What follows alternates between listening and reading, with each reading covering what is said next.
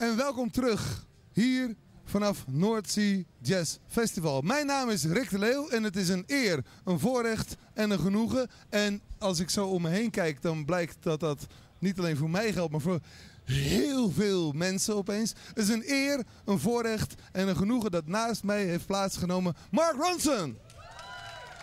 Oh yeah. This is a jazz festival, yes. And jazz audiences, well, they're a bit shy. But as soon as the people heard that you were coming, they threw it all away, and they're here all over. What's the secret? These are my friends. I just told them to come. Got a lot of friends in Rotterdam. John, Stephen, Sharon, Beth. Oh, well, I won't tell you everybody. Thanks for coming, friends. How are you? Yeah, good. Yeah. You just arrived, or? Well, I've been here for about 2 hours, but I've seen already like 5 amazing concerts. What did you see? I saw Niles Barkley, I saw Joe Jackson, Alicia Keys, and Gary Burton. And it's amazing. And there's no other place you can just go, like, hop around room to room and just keep seeing amazing music. Yeah, for someone like you who's so interested in music, isn't it just too much? Yeah. Yeah. No, not too much. It's good. Yeah. It's too much. And I think it's so cool that there's like people and like families here and young kids, and it's like people really make a whole holiday, a weekend of this. I've never seen anything like this before. So it's supposed to be a jazz festival, but I don't especially relate you to jazz in the first place. Are you gonna play different set from what you usually do? No, not really. I think that if you look at the lineup, it's predominantly jazz, and then anything sort of for modern pop music, it's quite progressive, like Mars Volta, Niles Barkley, people like that. And I think, obviously, my sound, whether it's my record or Amy Winehouse or whatever, is really influenced by the classic jazz, and there's a lot of like, horns and sort of appreciation of old big band arrangements. So I think that's probably why we got the natural feel. Yeah, I think that's why we're asked to be here. Yeah.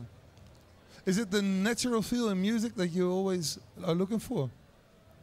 I don't know. I mean, I like a lot of music that's not natural. Like, I like Justice and Public Enemy and stuff that's very, like, just electronic. But I guess in my own music, yeah. And so my favorite music is sort of like late 60s sort of Stevie Wonder and that sound. And I guess that's what I kind of strive for a little bit. Not to sound like those artists, but to have the same classic.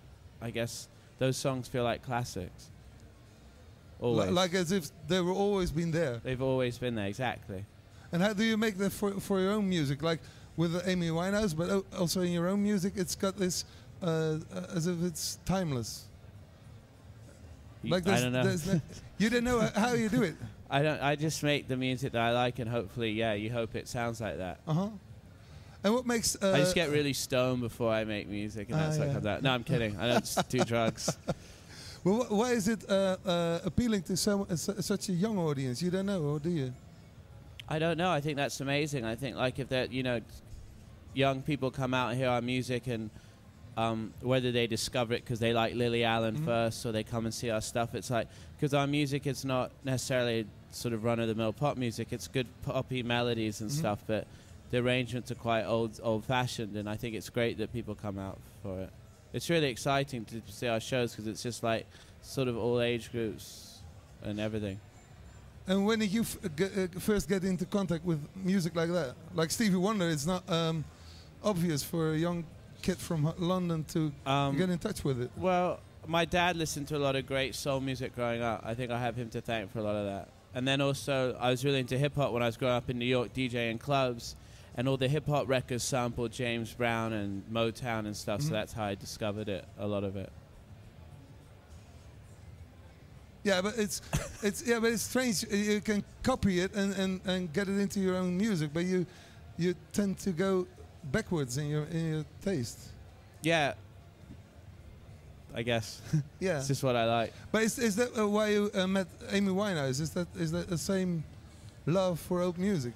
I guess Amy's stuff was she really liked all these 60s girl groups. And we met and we were talking about music, and she said that she liked that stuff. So I heard the songs that she wrote, and for me it was in my head like, okay, how do I take these songs of just Amy with the acoustic guitar and make them sound like these classic sort of records that we love from the 60s? And that's how that happens, I think.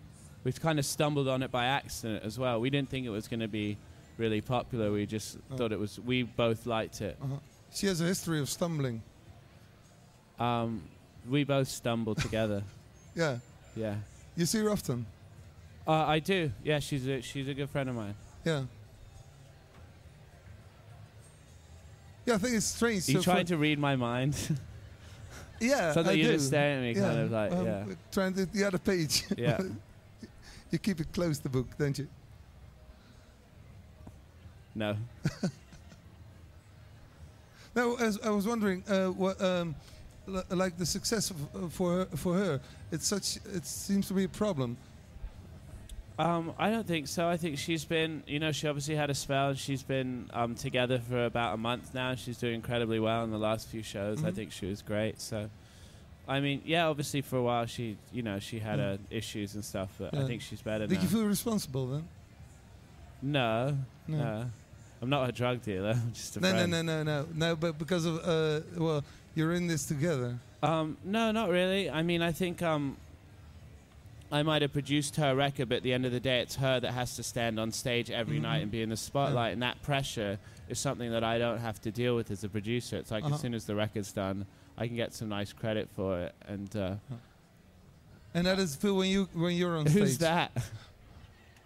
I kept thinking that was me because I'm looking out the corner of my eye and I'm like, do I look like that on television? Yeah, I thought you this do was actually. live. Sorry. Yeah. Really? Yeah. You're the one with the shaker. But how is it for you to get on stage? I think it's amazing. I mean, honestly, this record, my own record version I made, I didn't have a record deal. I didn't think it was ever going to be an album that was going to come out. And then I got lucky that this album, got signed and the record was popular enough that we could go on tour with this great band of 8 or 9 musicians and brilliant singers and play every night. And I get to play guitar.